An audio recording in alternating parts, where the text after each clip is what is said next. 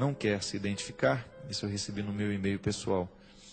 Padre Fábio, tenho sentido que minha vida está marcada pelo sofrimento. Tudo que faço, tudo que vivo, observo que está fortemente marcado pela dor. Como posso me livrar de tudo isso, Padre? Minha filha, primeira coisa que nós precisamos identificar, que há espécies e formas de sofrimento, né? Vamos dar um exemplo. Quando você sofre uma dor, você está com uma pedra no rim, que é uma das piores dores que tem, né? Se você tem uma pedra no rim, você tem um sofrimento concreto, real. É o seu corpo que padece. E aí você corre atrás de todos os recursos da medicina para aliviar aquele órgão que está sofrendo. Aliás, sentir dor tem que ser para nós um motivo para ir ao médico, nunca de tomar um analgésico. Às vezes a gente resolve a dor com analgésico. Isso é, o organismo está mostrando para você que alguma coisa está errada, e é bom que a gente sinta dor, porque a dor é a manifestação daquilo que não está bem. No momento em que a dor é manifestada, nós temos uma espécie de sofrimento. E aí a gente sofre até o momento em que aquela dor é saciada, é sanada. Muitas vezes com medicamento, muitas vezes precisa de uma intervenção cirúrgica. Uma dor muscular, por exemplo, uma massagem vai embora, o sofrimento vai embora. Só que, pelo que eu percebo, o seu sofrimento é mais do que isso, né? Ele não se localiza, ele não pode ser radiografado, ele não pode ser detectado no exame de sangue. O que muitas vezes, e aí vem a outra espécie de sofrimento, que é o sofrimento muitas vezes psicológico, o sofrimento espiritual. O que é que alimenta o sofrimento psicológico? O pensamento. A gênese do sofrimento psicológico é aquilo que a gente pensa. Pode observar. Quantas vezes você ficou sofrendo por aquilo que você estava pensando? O pensamento é a fonte de toda dor. Psicológica é. E muitas vezes você tem o pensamento atingindo o seu corpo por causa da força que ele tem. Se você tem ansiedade, você vai fazer um discurso. E você está pensando no medo que aquele discurso lhe traz. E você permite que aquele medo lhe domine. Isso é, você alimentou o pensamento. Eu estou com medo. Você está alimentando o medo através do seu pensamento. Você começa a ter dor de barriga. Não é assim? Você começa a ter dor nas pernas, você começa a ter dor nas costas, porque você vai ficando tenso. Você joga toda a sua atenção no pescoço. Enfim, o pensamento atingiu o seu corpo. Muitas vezes o que acontece conosco é isso. Pode observar que boa parte dos sofrimentos que nós temos, eles são frutos dos nossos pensamentos. Descubra se aquilo que você está alimentando hoje, no seu pensamento, se isso te alegra ou se isso lhe traz preocupação, se isso lhe infelicita. E você vai saber se você vai sofrer mais tarde ou não. Porque aquilo que nós escolhemos pensar hoje é tão determinante sobre nós, é tão determinante, que a gente acaba se transformando naquilo que a gente pensa. É isso aqui que comanda, minha gente. Se você acordar amanhã, acreditando que você é incapaz, que você não vai dar conta de nada, que você é um nada nessa vida, você realmente tem todas as chances de se transformar um nada nessa vida. Porque você será influenciado por aquilo que você pensa de você. O pensamento é tão sério, é tão determinante sobre nós, que aquilo que a gente escolhe pensar é aquilo que naturalmente a gente vai ser por consequência. Eu até penso, e digo isso muitas vezes, nós nos ocupamos demais do que os outros estão pensando a nosso respeito. Você já deve ter passado muito tempo da sua vida preocupado com o que os outros estavam pensando de você. Você gerou sofrimento, porque você ocupou o seu pensamento daquilo que os outros pensam de você, mesmo que não seja verdade. Você colocou o seu pensamento a respeito da fofoca que o outro fez. Você começou a sofrer por uma coisa que nem é verdade. O outro fez uma fofoca de você, você se ocupou do que o outro disse e passou a só pensar nisso. Por que ele falou aquilo?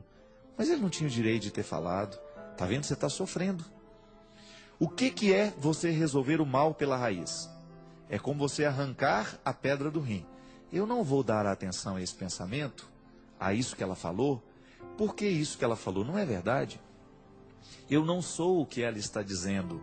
Então você elimina o poder daquele comentário sobre você. Você purifica o seu pensamento. Naturalmente você deixa de sofrer por aquilo que estava te fazendo sofrer. Você ocupa a sua mente de uma coisa boa. Você vai se recordar daquilo que você sabe de bom a seu respeito.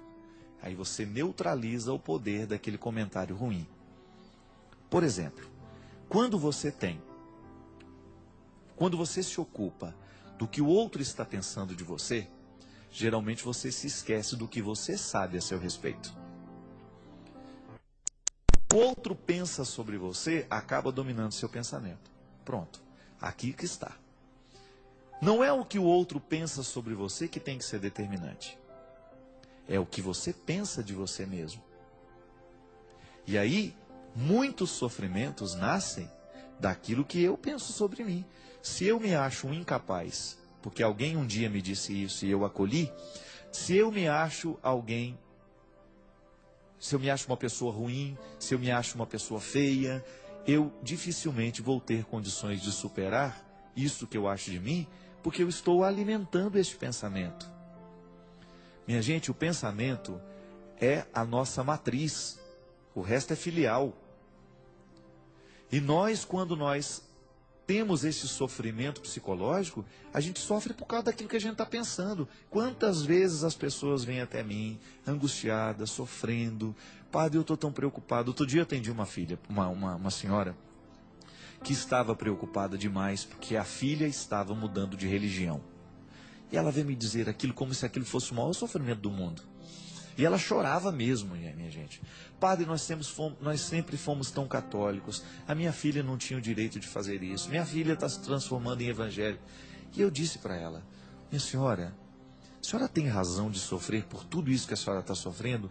Por uma razão... Se a sua filha estivesse drogada, se a sua filha estivesse presa, se a sua filha estivesse com câncer, a senhora realmente teria um pensamento ruim para alimentar. E, infelizmente, seria difícil de tirar. Mas a senhora está sofrendo por um pensamento que não tem razão. E aí eu comecei a dar a ela uma série de motivos pelas quais ela não precisaria sofrer. E naquele momento aquela senhora foi ficando aliviada, até ela mesma chegar à conclusão, é verdade, padre, eu não tinha o direito de sofrer tanto por uma questão tão simples. Está vendo como é fácil libertar uma pessoa do sofrimento psicológico? Porque você modifica um pensamento ruim por um pensamento bom. Quantas vezes você ficou sofrendo porque você ficou alimentando dentro de você, do seu cérebro um pensamento ruim sobre os outros? É igual fofoca. Essa semana até eu me diverti muito, né, vendo o Eto e a Luzia no programa Sorrindo para a Vida dessa semana, que eles estavam falando justamente dos fofoqueiros de plantão. Eu não sei o que foi carta anônima que chegou aqui, e o Eto estava assim, dizendo, né, com tanta simplicidade. O Eto é muito simples, e ele fala diretamente aquilo que a gente precisa ouvir, né? Eu gosto muito de ouvi-lo.